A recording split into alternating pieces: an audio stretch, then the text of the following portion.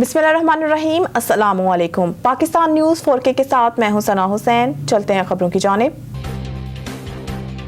Election commission ने 11 फरवरी को आम इंतखाबात की तारीख दे दी। सुप्रीम कोर्ट में चीफ जस्टिस पाकिस्तान की सरबराही में 90 रोज में आम इंतखाबात कराने के केस की समाअत हुई, जिस सिलसिले में वकील इलेक्शन कमीशन सजील सवाती ने अदालत में बयान दिया कि 30 नवंबर तक हल्का बंदियां मुकम्मल हो जाएंगी और इंतखाबात 11 फरवरी को कराए जाएंगे। चीफ जस्टिस ने सवाल किया कि क्या इंतखाबात की तारीख से मुतल्लिक सदर पाकिस्तान ऑन बोर्ड है, क्या इलेक्शन तारीख से मुतल्लिक सदर से मशवरा किया गया। चीफ जस्टिस के इस्तफसार पर PTI वकील अली जफर ने कहा है कि सिर्फ पत्थर पर दर्ज इंतखाबात की तारीख चाहिए, जबकि PP के वकील फारूक नाइक ने कहा है कि मुशावरत पर कोई एतराज नहीं। इस पर चीफ जस्टिस ने कहा है कि देखें, आज हमने PTI और पीपल्स पार्टी को इकट्ठा कर दिया, कल को सुर्खी ना लगी हो कि PTI और पीपल्स पार्टी का इत्तेहाद हो गया है। 90 रोज में इंतखाबात का केस, सदर ने इलेक्शन तारीख ना देकर आइन की खिलाफ वर्जी की। आम इंतखाबात 90 दिन में कराने के लिए दायर दरखास्तों पर समाअत चीफ जस्टिस पाकिस्तान काजी फैज ईसा की सरबराही में सुप्रीम कोर्ट का 3 रुकनी बेंच कर रहा है। जस्टिस अमीनुद्दीन खान और जस्टिस अतहर मिनुल्लाह भी बेंच का हिस्सा है। तहरीक इंसाफ के वकील अली जफर ने दलाइल देते हुए कहा है कि PTI ने अपनी इस्तदाद 90 दिन में इंतखाबात कराने तक महदूद कर ली है।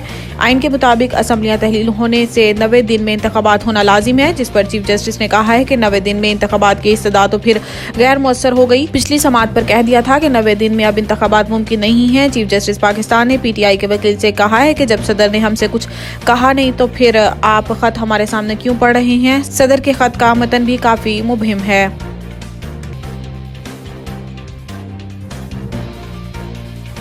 सानिया 9 मई, पुलिस ने अडियाला जेल में इमरान खान का बयान रिकॉर्ड कर लिया। जेल जराये के मुताबिक Rawalpindi police chairman PTI Imran Khan से तफ्तीश के लिए अडियाला जेल पहुंची, जहां तफ्तीशी टीम ने इनसे 9 मई के वाकयात से मुतल्लिक तफ्तीश की। जेल जराये की जानिब से बताया गया है कि तफ्तीशी टीम ने चेयरमैन PTI का बयान रिकॉर्ड कर लिया। पुलिस की तफ्तीशी टीम ने यह बयान वकला की मौजूदगी में रिकॉर्ड किया है। जेल जराये के मुताबिक तफ्तीशी टीम चेयरमैन PTI से तफ्तीश के बाद अडियाला जेल से रवाना हो गई।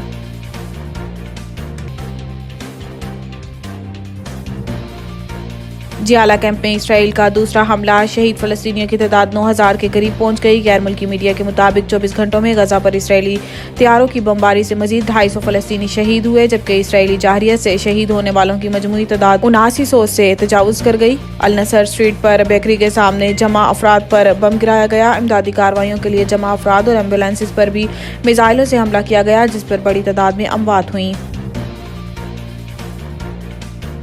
मज़ीद न्यूज़ और अपडेट के लिए देखते रहिए पाकिस्तान न्यूज़ 4K।